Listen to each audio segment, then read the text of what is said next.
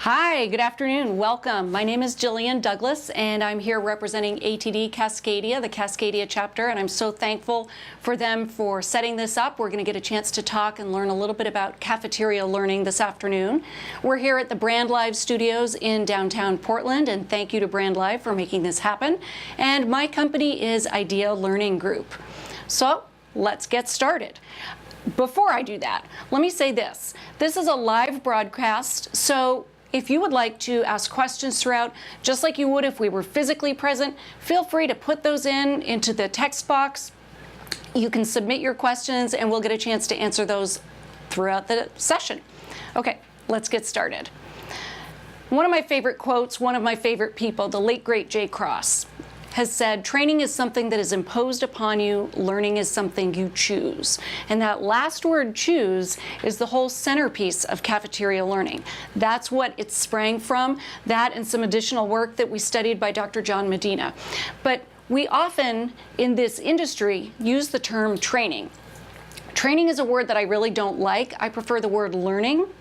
And for me, not everybody feels this way, but for me, training sounds like I'm sitting in rows of tables and chairs, staring at somebody with a PowerPoint presentation, and they are imparting their knowledge to me, and I am sort of passively supposed to absorb this information, where learning is an active experience, and that's what we want to build. To me, that's a much more powerful and rich experience, and that's a big piece of what cafeteria learning is about. So throughout this and any other time you encounter me, I'm going to be using the word learning rather than training. All right, so what is cafeteria learning? Cafeteria learning at its core is about choice, exploration, and engagement. So just to start things off, we're going to queue up an interesting video. It's very brief, maybe about 40 seconds, and it'll give you an overview of what we mean when we say cafeteria learning. Take a look. Imagine a world where every restaurant gave you only one choice. This is what you're getting, and you better like it, snarls the waiter as he places a plate of spaghetti in front of you. You used to love dining out, until now. Just think about it. A meal may be meticulously planned and carefully concocted, but the fact will nevertheless remain that not everyone's going to like it. It simply cannot meet everyone's needs. We live in a world where most organizations are serving up training that, even when masterfully designed, is nevertheless lacking an essential ingredient: choice.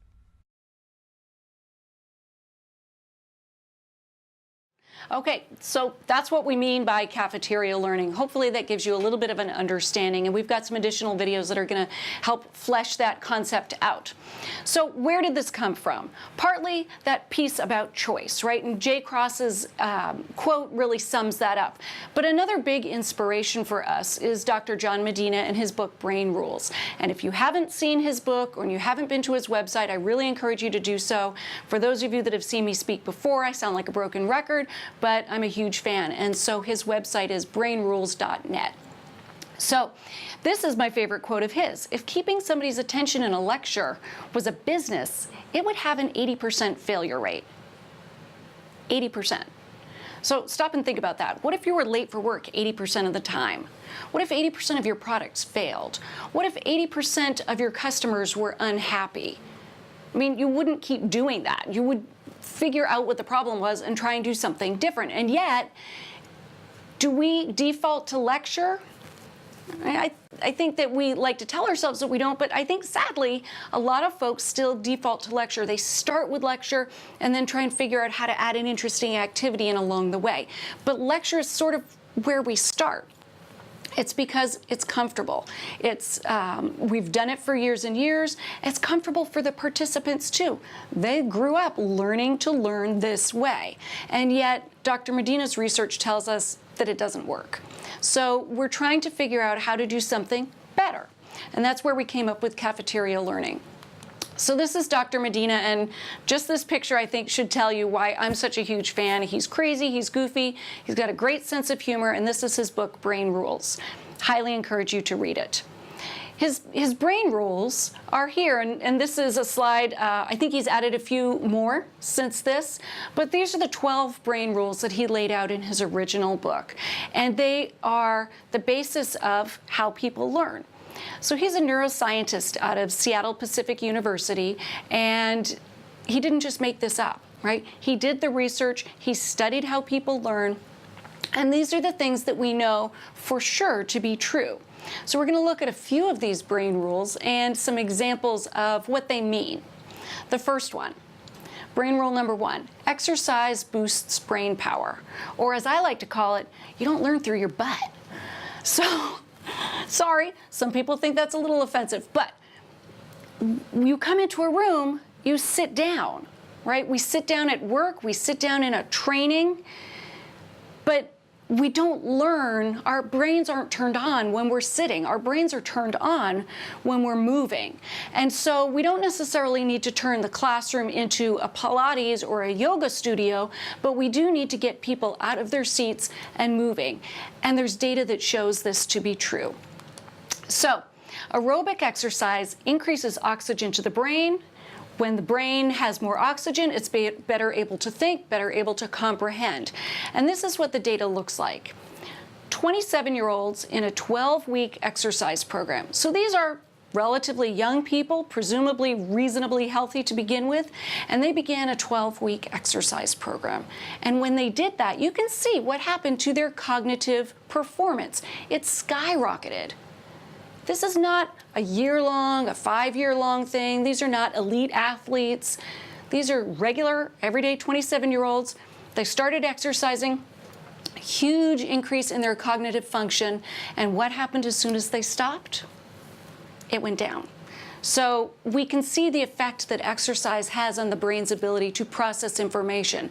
So if we know that, why would we have people walk into a room and sit down if we're expecting them to learn? It just doesn't make sense. At the very least, we should be offering people the choice to sit or stand or move in a way that's comfortable for them. And we do that in cafeteria learning. So let's look at another brain rule. Brain rule number 4. We don't pay attention to boring things. And I'm sure you know this to be true for yourself in your own life. I happen to have 2 13-year-old boys, and it's summer, so they're constantly bored. People don't pay attention to boring things. It's that Charlie Brown teacher voice, wah, wah, wah, wah, wah. That's boring. And when you hear somebody in a training lecturing to you, you pay attention for just a little bit, and then you kind of check out. It's not interesting. They're not providing an engaging story or showing you a video or giving you that little shiny object to catch your attention every few minutes. And so people check out. And here's what it looks like.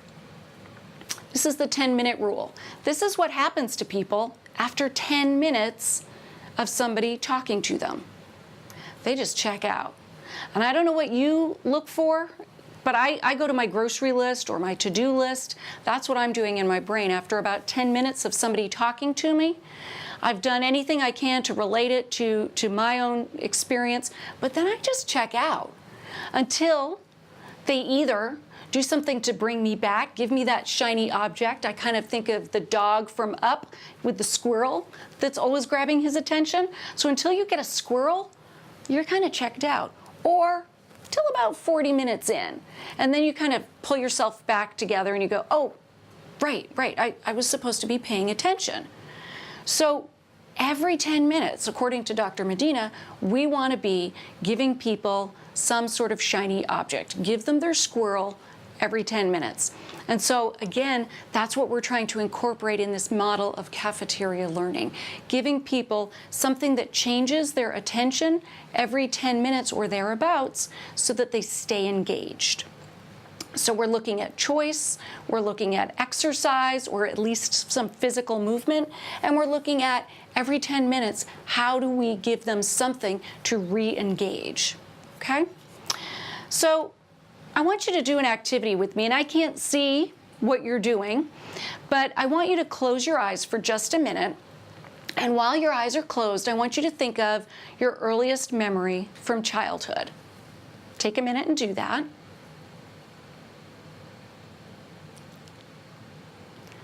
Okay, so presuming you've got that in your mind, now I want you to think about what you had for lunch last Monday, a week ago yesterday. Okay, so if you are like most people, you were able to think of an early memory from childhood that I'm guessing happened somewhere between 20 and 30 years ago, but you struggled to come up with what you ate for lunch a week ago. So just before we went live, I asked Ethan, the producer here, these same questions. And so his earliest memory from childhood was being stung by a swarm of bees when he walked through a nest. Pretty traumatic experience. When I asked him what he had for lunch a week ago, he had no idea. I mean, there was nothing there. So if people are able to answer that second question about lunch, it's usually because I always bring the same thing on a Monday. I pack my lunch every day. Mondays are tuna fish sandwich days. I know that's what I'm going to have. Or, gosh, I had a really big meeting with my boss and I was nervous, but we went to this fancy restaurant. So you had a reason to attach that memory and to hold on to it. Something significant, something novel, or something that repeats all the time happened. And those are the triggers for long-term memory: repetition and emotional impact. So in Ethan, the producer's case here, getting stung by a swarm of bees had a huge emotional impact on him, as you can likely imagine. But whatever he had for lunch last week, we will never know, because he apparently does not eat the same thing every Monday, and he wasn't having some really emotional experience. There was nothing to attach that memory to. So repetition and emotional impact are really important if we want to get something from short-term to working and then finally into long-term memory. We want your learning experiences to be like that early memory from childhood, something that you have a reason to hold on to. Hopefully not because you're attacked by a swarm of bees in your learning, but because you have something that it connects to you on an emotional level. You feel a connection to the content. That's what we're trying to do. And hopefully some of these cafeteria learning activities do that, because they're fun and they're novel and they seem different. That's what we're shooting for. All right, the next brain rule number 5. And this is repeat to remember. So just like I said a moment ago, that repetition is one of the things that incites long-term memory. Repetition needs to happen. And I kind of think it as like sneaking in the vegetables with your treats, with your sweets. So we need to repeat things many, many times for them to sink in, to kind of create that neural path. And if you just get a message once, zzz, it goes through and the brain goes, oh, that was interesting, but it's gone. But if you keep running down that path over and over and over again, your brain says, maybe I need to hold on to this information, because it's kind of, it's like walking a path in the forest, and first you spread the leaves apart and then you begin to trample down the dirt, and then finally it's a really solid trail. And that's what we're trying to get to through repetition. But we don't necessarily want to just say, memorize these facts and repeat them like multiplication tables, because that's the kind of repetition most people think of when I say repetition. What I'm saying is we need to get the same message in multiple novel ways. So we need to take that same concept and give you several different ways to attach that information. That's what we're trying to do with cafeteria learning and the choice. You can learn a concept in this way, or this way, or this way, or you can try all of them. And that's typically what people end up doing with cafeteria learning, is trying more than one of the activities and thereby repeating the content. So let's watch a video. This one's a little bit longer. It's pretty funny, and this is Dr. Medina's brain rule number 5, repeat to remember.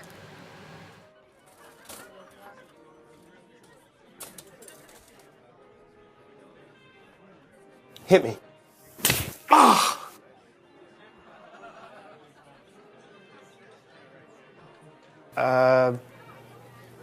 Hit me? Ah! Ah! Ah!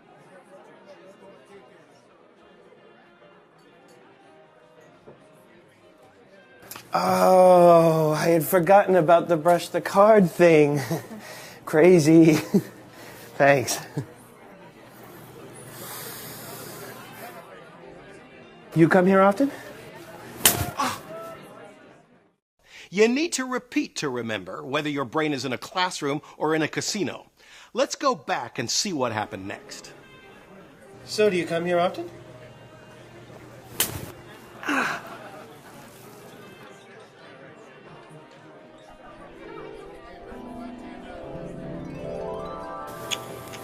My name's Kate. My number's 719-4141. Call me. If you have lucky number 3584665, you are a winner. If you have lucky number 3584665, you are a winner. And we're still looking for our last winner, lucky number 2580248. Your brain can hold 7 pieces of factual information for about 30 seconds. If you don't repeat it, the information disappears. If you do repeat it within 30 seconds, the brain will now hold on to it for 1 or 2 hours. If repetition does not occur again, then the information goes away again, this time permanently. The rule is repeat to remember.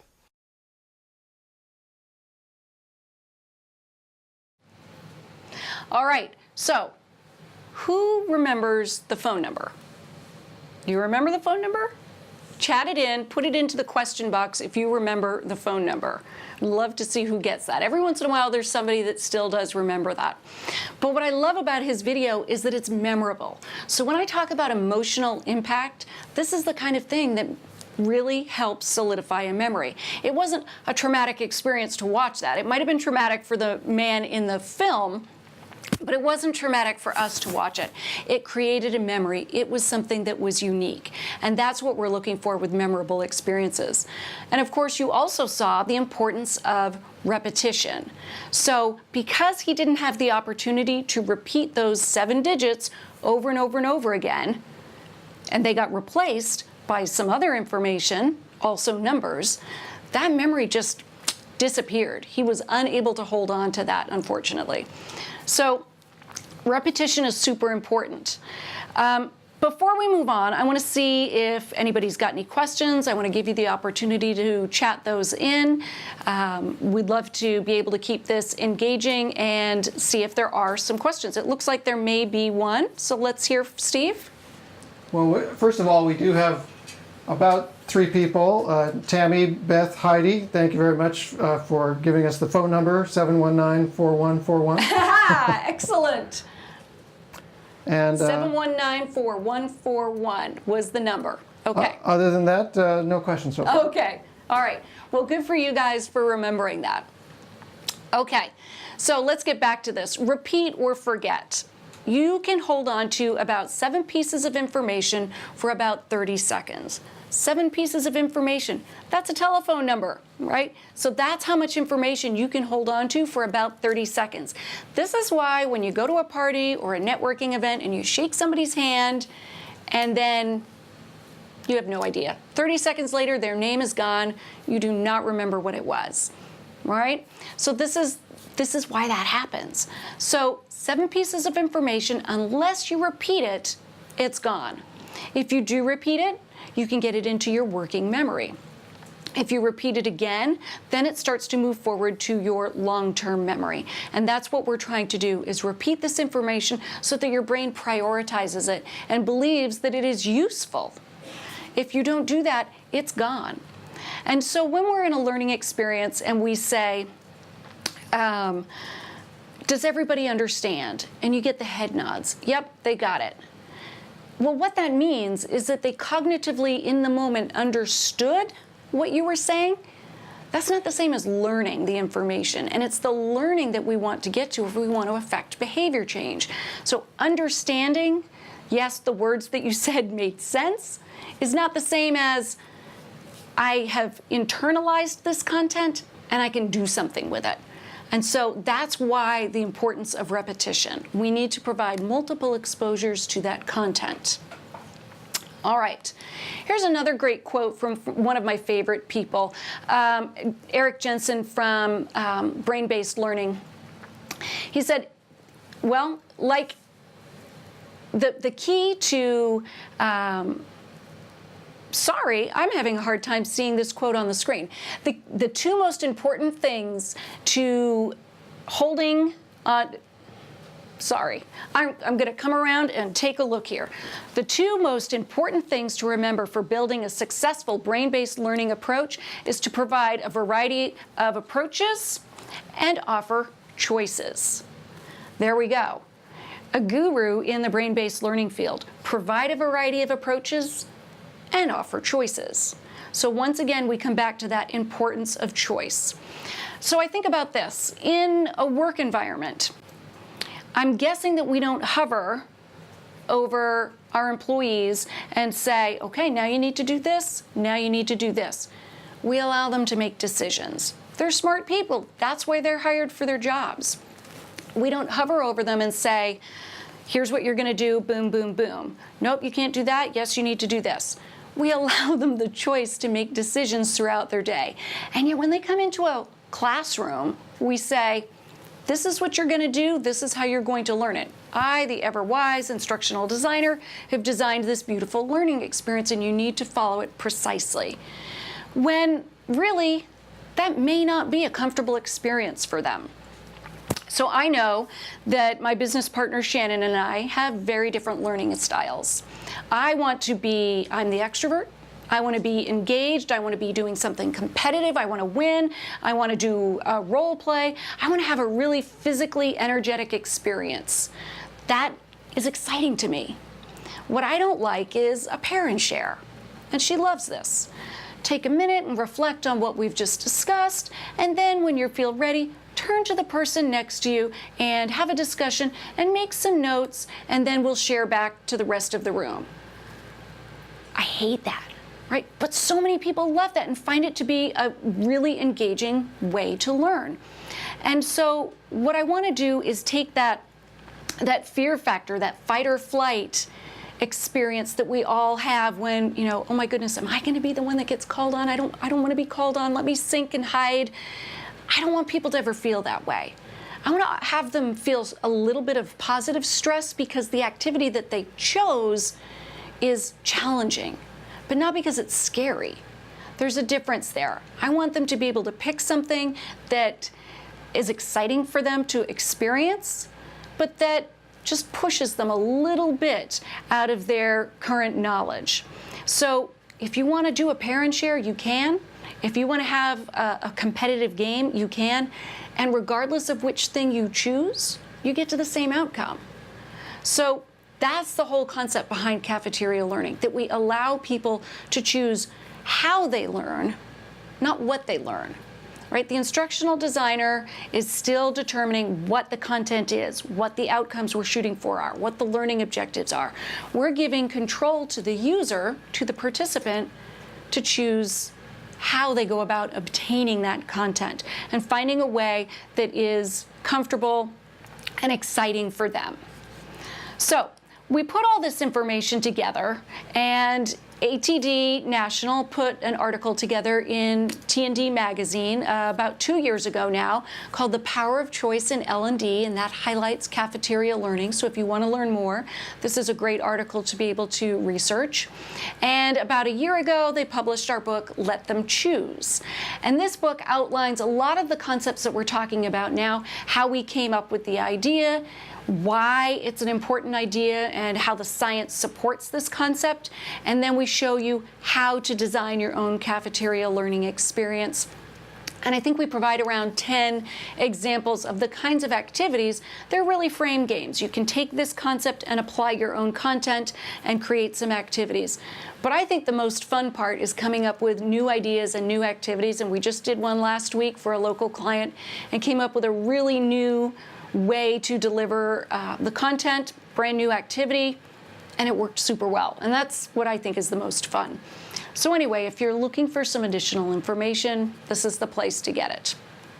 All right, we're going to watch another video. This is the last video. And this video, this is what the participants might see before they start their cafeteria learning experience. Because what we find is they walk into a room and it's not set up the way they're accustomed to.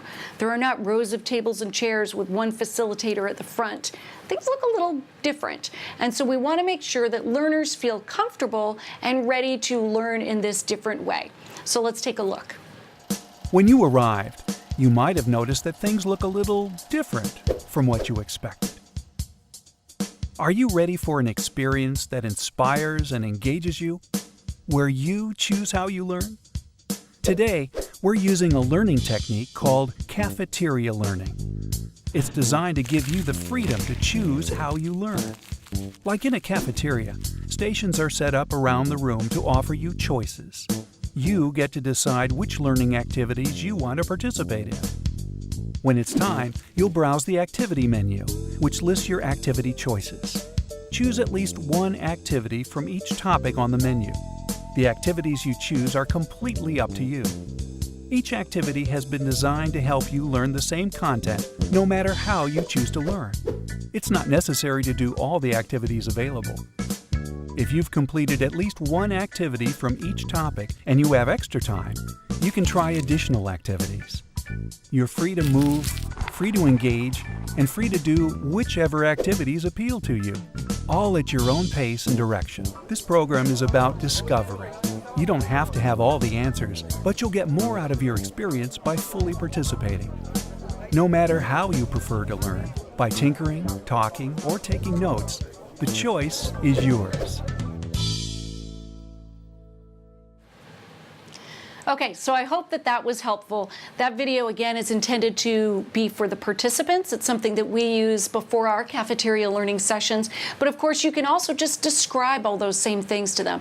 That really just kind of sets the ground rules of what's going to happen. And yet, even after I show that video and I say, okay, go, it's time for you to do these activities, they still sort of look at you like, wait, really? I get to just do what I want? It's a different paradigm. And again, because we've all been conditioned through our K-12 experiences that the facilitator or the teacher is the one who's in control, it's awkward for them for the first few minutes. And then once they get going, they really start to enjoy things.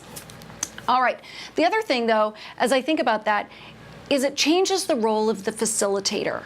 The facilitator is no longer the content delivery mechanism. It's not about me imparting my knowledge to you. It's not about me getting to be the person that everybody's watching. It's about the learners and their experience. And so as a facilitator, my role then becomes walking the room and making sure that people have what they need. That if they need to partner up with somebody, I can assist them in doing that. That if they have questions, I can be there to answer that question. That if they have an aha moment, I can be there to give them a high five.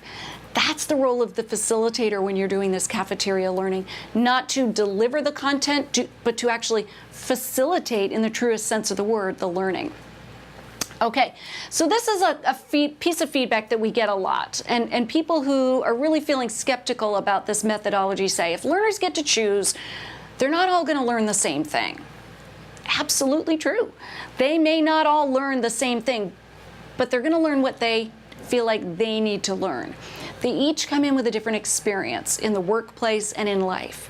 And so they are going to need varying levels of depth, varying levels of complexity. They're going to need to put this new content in the context of their existing work environment.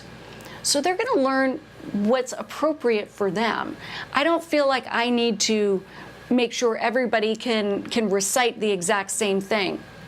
If I did, I could probably still design a cafeteria learning experience to do that.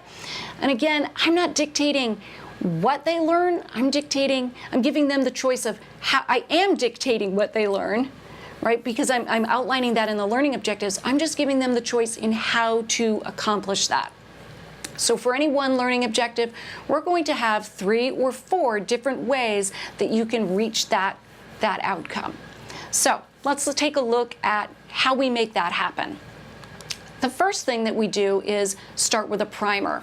And a primer is maybe similar to an icebreaker, but it's the thing that we do right at the beginning of the workshop. And so much time is wasted. You know, those first 5 or 10 minutes, people are coming in and they're signing the sign-in sheet, and then they're looking for a place to sit and put their purse, and then they chit-chat with the person sitting next to them, and then about maybe 5 minutes past the top of the hour, you get started. So why do we waste that time? Right? As learning professionals, we never get enough time given to us by the business. You want a full day session, you get 3 hours. You want 3 hours, you get 45 minutes. So we take that very limited amount of time and then we eat into it in the first few minutes. So I'm trying to buy that time back. So a primer is the first thing we do. We'll see an example of a primer in a minute. The next thing that we do is provide some foundational content. This is where we deliver what I would call the give, or the closest thing to lecture that we're going to include. This might be 10 minutes or so of a mini lecture that comes at the beginning of the class where I'm setting a foundation. I'm making sure that everybody's on the same page. But again, this is about 10 minutes because if you remember, Dr. Medina tells us that after about 10 minutes, people check out. So no more than 10 minutes or so is the give, or that mini lecture. From there, we move into the activities. And my friend Dana at New Seasons sometimes calls this free-range learning. So these are the activities. This is where you get to roam and choose which activities that you want to participate in. We usually have 9 to 12. We've done as many as 15, but you get the idea. And then the last piece is the debrief. And this is a huge part.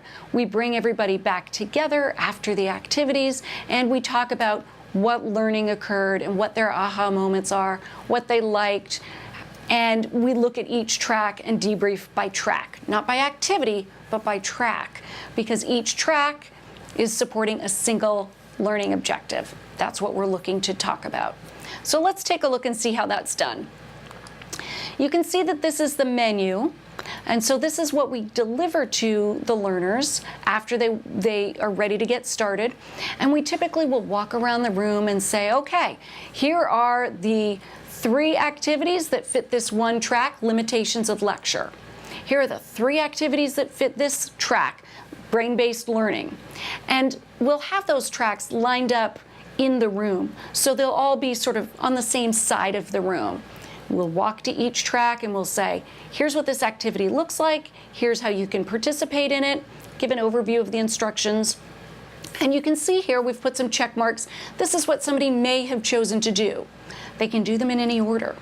They can take as long or as little time as they want at an activity. They can stop and observe somebody else participating in an activity and decide it's for them, they're going to give it a try, or it's not for them and move on. There's no time limit, so I'm not dinging a bell and saying it's time to move on. You just spend whatever time you want at each activity.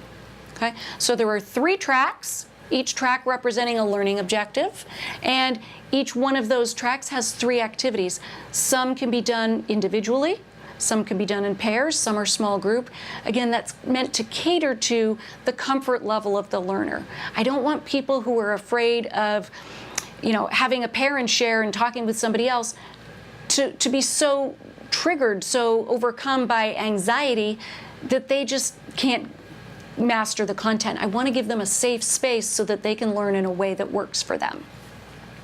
Here's another example, and again, 3 tracks, 3 learning objectives, and 3 activities per track. Once again, we're allowing people to choose which activity they want to participate in, and they can choose something that has individual, pair, or small group activity. So let's look at what a primer is. We'll kind of walk through all the components. So the primer, once again, this happens before you start the workshop. I usually do this sort of as a soft open. I'll have a slide up that says, welcome, thanks for being here, sign in, and by the way, do this activity.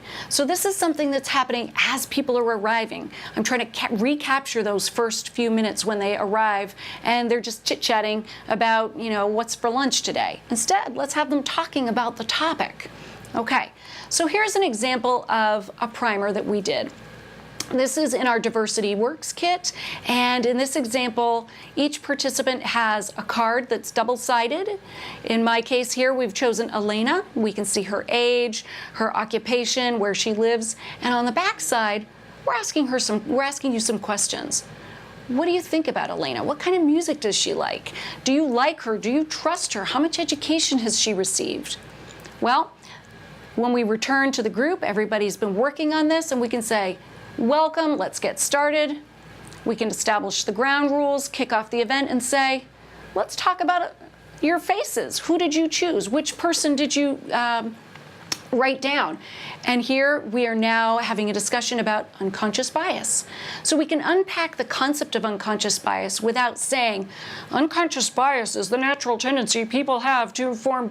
We can say, look, you have unconscious bias. We all do, because we're all human. And this is a way of seeing what it looks like. Okay, so we can experience that rather than be told about it. Okay, all right. Let's move on, and it looks like perhaps we have a question. So let's pause and go to Steve and see what the question is. Janet asks, is there any significance to the icons on the menu in the tracks?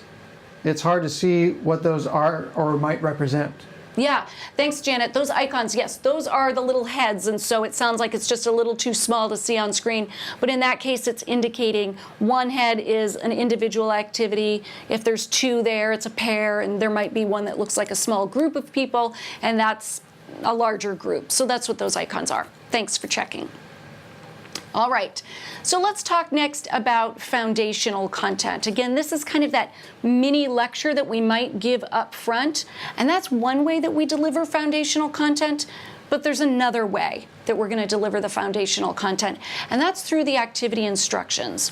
We've played around with lots of different ways to lay out the instructions, including sort of all together on a single sheet. That works great. In this example I'm sharing with you, again from our Diversity Works kit, you flip over that first page that you can see there that's purple, and the first thing that you come to is the activity overview.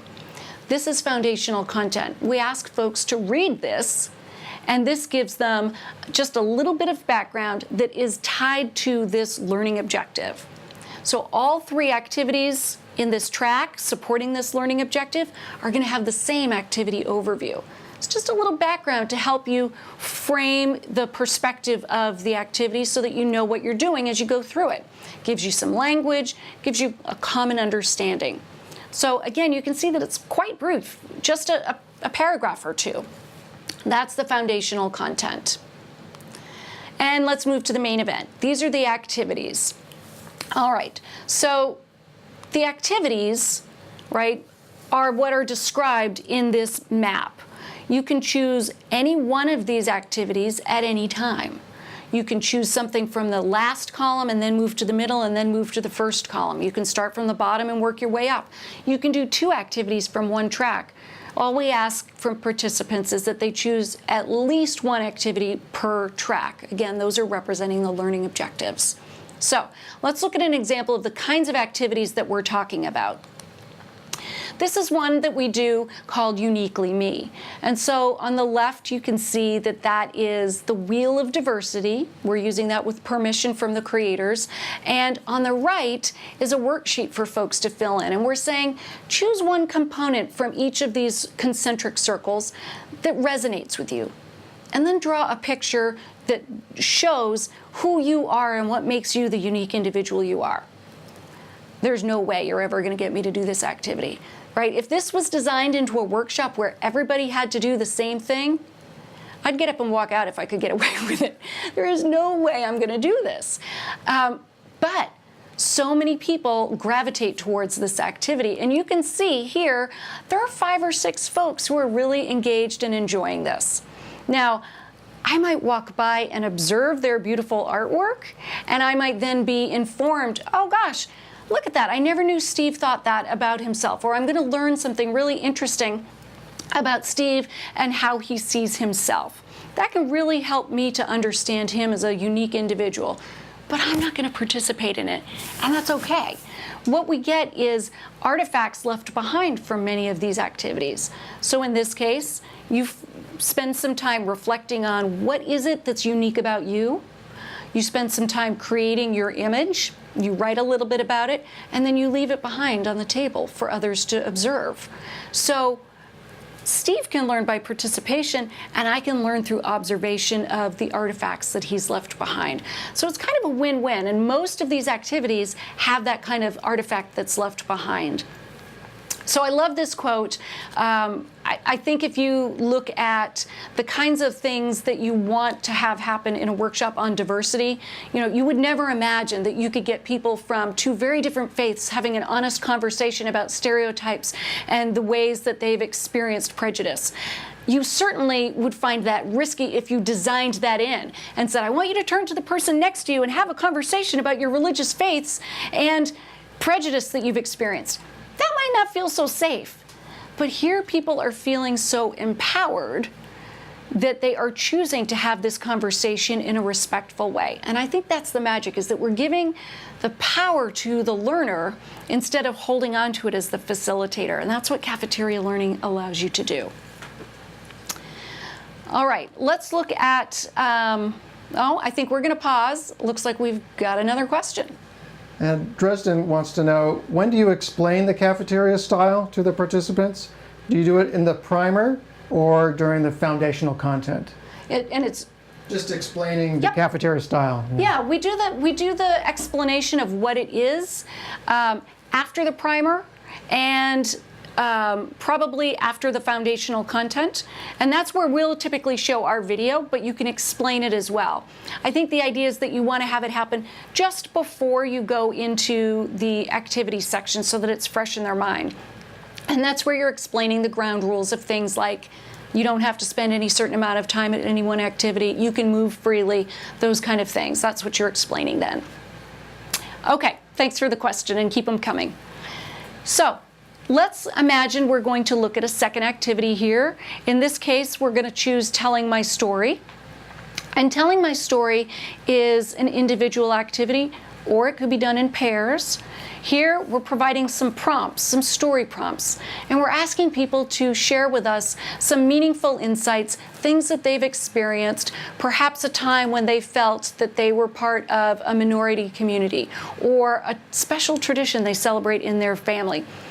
You can imagine taking these same concepts and applying your content. Maybe it's about your particular business or a product or a cultural component of the business that you work in. It doesn't have to be these topics, but the idea of these story prompt cards is really cool.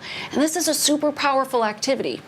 So we tested it for probably a year with, instead of an audio recording, with a video recording. And nobody would participate. So we changed this up. And so here's the idea. People come, they sit down, they choose a story prompt card, and they answer that question on a recorded device. So an iPad or an iPhone works really well. You just need a set of headphones. And so in this image, we can see that this gal is either listening to the story that somebody else has already recorded, and she's learning in that way, or she may be reflecting on what she wants to share and recording her story. But over time, the magic is that you end up getting a whole bank of stories that you can repurpose and share. Of course, we always ask people, if you're not comfortable leaving it after the session, just let us know and we can delete it. But most people, once they've taken the initiative to record their story, are pretty comfortable with it sort of reliving through other workshops. Again, it's providing the learner who participates the opportunity to learn, and then it's also producing an artifact that others can experience their learning afterwards. And then if we were to look at this last track here about communication, we have another example of an activity. This is a huge poster, it's maybe 3 by 4.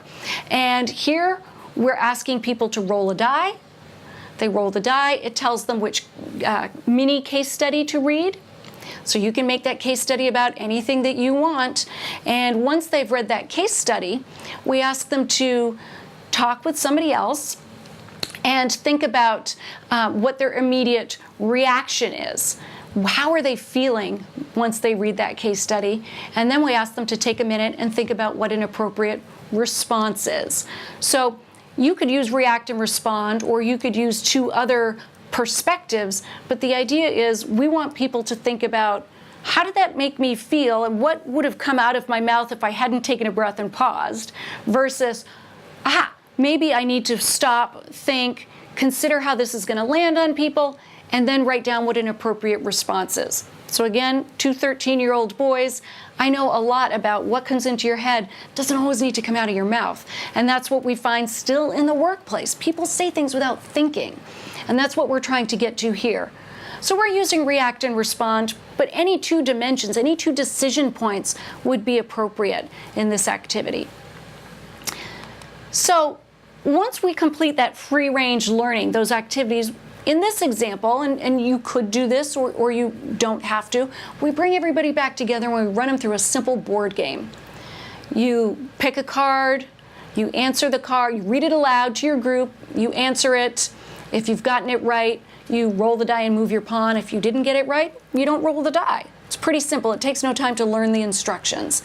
But here, we're providing content that isn't an opinion. So all those activities were based on somebody's opinion or perspective or how they feel about something, their experience. But nothing there had a yes, no answer. There was no right and wrong. And most concepts do have a yes, no, a right, wrong. And so what we want to do is make sure that we have an opportunity to reinforce that content. So each one of these question cards does indeed have a correct answer. This is a way of very simply playing a board game in a small group, and folks are able to solidify some of those more concrete topics. So this is a lot of fun. So that's the activities portion. Then we move into the debrief, and as most of you know, the debrief is probably the most important thing and often not done well. So let's look at the debrief. We have reflection questions at the end of each activity. So you saw in the activity there was a cover page that said this is what this activity is and how many people you need. You flip it over, you get a little overview, which is really kind of our mini give, little paragraph. You flip that over, you get the very specific instructions of what the learner is going to do. And then embedded in those instructions, not on the next page, but embedded in those instructions, we include some reflection questions. So if you're working alone, these are questions that you're going to consider and think about on your own. If you're working with others, these are questions that you might discuss out loud. But we're asking you to stop and think about the activity that you just completed at that moment. What we found is if we put those reflection questions on another page, they never turn the page and get to them.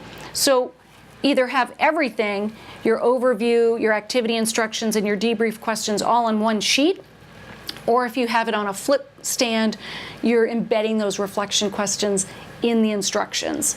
That way they get covered. All right, we also have a facilitated summary of the topics at the end of the activity wrap-up. So we've gone through the activities, we're about to go into the board game, or maybe we just completed the board game, but right around that time, we're saying, let's look at these 3 tracks. We did this one track, it had these 3 activities. Tell me, what did you guys get out of this? What did you learn? What were some of your aha moments? What we're not looking for is, I liked activity A, but I didn't like activity B. Well, that's the whole point. If you liked all the activities, that would be unusual. There's always one activity that has fewer people in attendance. That's okay, that's the point. You don't get rid of that activity, you celebrate the fact that there was something there that resonated with a few people who might not have gotten their needs met otherwise. So we're not asking which activities did you like and not like. That could be useful, and maybe we ask that in a follow-up survey later.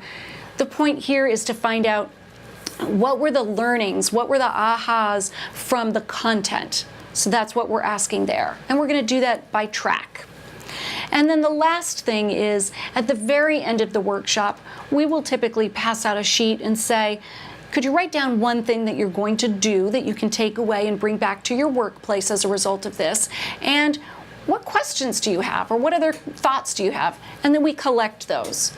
We don't stand in front of the room and say, raise your hand if you want to share, because we know there's a few people that want to share, but most people don't. They want to be a little bit more anonymous, and we want to honor that. The whole point of this workshop is to give people the opportunity to be comfortable in their own skin, in their own learning. So we'll collect those anonymous sheets, and then we can read them back and share them with the group. Their key takeaways, things they might choose to apply to their workplace. So let's take a look briefly at the design document. And based on the question we had earlier about the icons, I'm going to imagine that this might also be just a little bit small to read. But if you want a copy of this design document, you can contact me through the ATD Cascadia chapter, and I'd be happy to get a copy of this to you. We use one worksheet, one design document for each activity. So if you're going to design 9 activities, you probably need 15 of these, right? Because you've got to come up with all kinds of ideas and then throw out some that just don't work. And it's that brainstorming and what ifs that really sort of gets you to the most juicy, the most creative ideas. So we've got one activity on each design document, and we're going to have 3, maybe 4 activities per track. So let's take a closer look at this, and you can see that at the top, we've got the topic title and the learning objective. We're probably going to fill in that topic title at a later time. We're going to want to come up with some catchy name. But the learning objective, we've figured that out ahead of time so we can complete that. And that foundational content, we probably know ahead of time exactly what we want that content to be. And remember, that foundational content is the same for each activity within a track, because once again, they're all building to that singular learning objective. The activity title, again, we're going to hold off and come up with that a little bit later. The estimated time. Once we've designed our activity, we want to estimate, either through a guesstimate or ideally through piloting this, about how long it takes to complete an activity. What we don't want is 10 activities that take 10 minutes and 2 activities that take 30 minutes. That's just not going to balance out well. We want them to all roughly be about the same amount of time. And so that being said, there is no ideal length of time. You can have all 10-minute activities, or you could have all 30-minute activities, as long as they all fit in approximately the same amount of time. We want to make sure that we have a variety of learning preferences that are available. So we want something that is a predominantly problem-solving activity.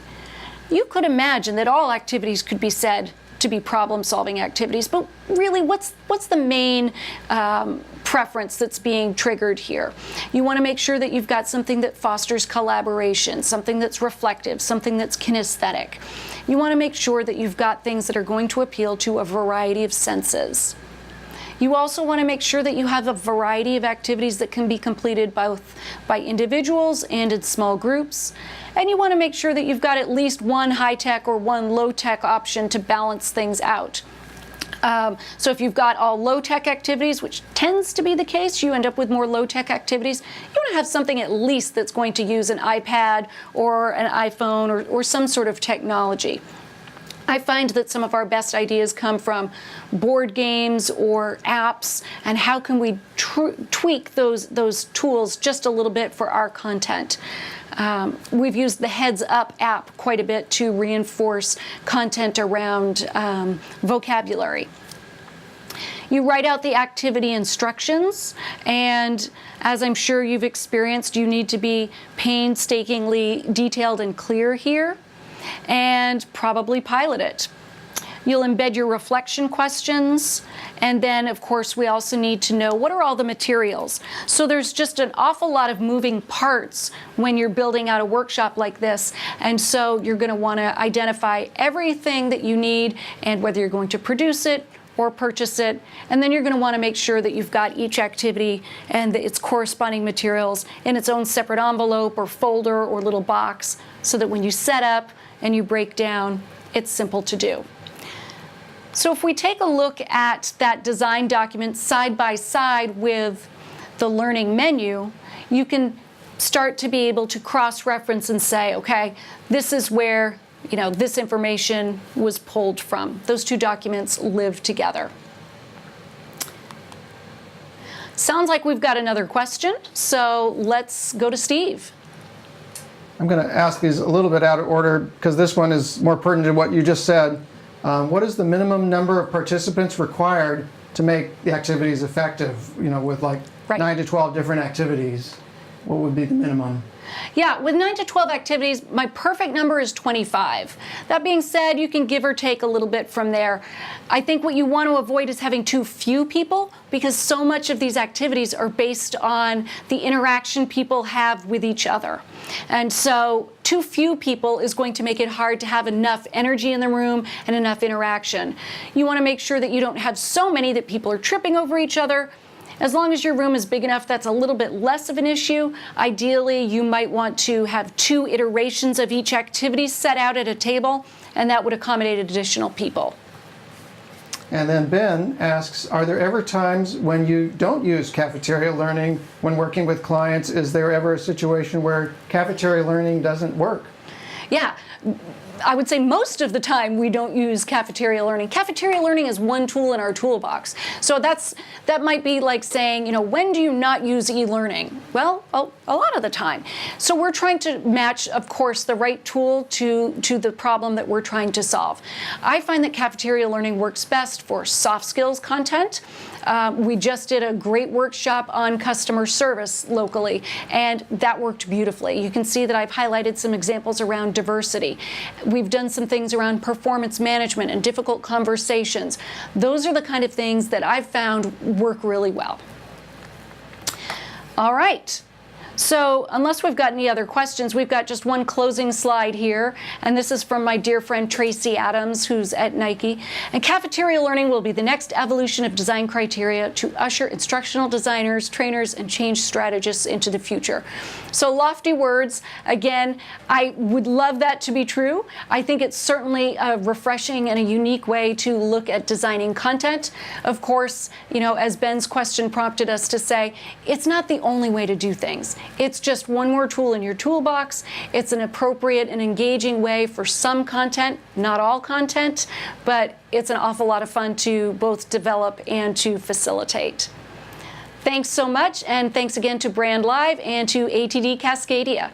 And again, if you need to reach out to me, you can do so through the chapter. Thanks so much.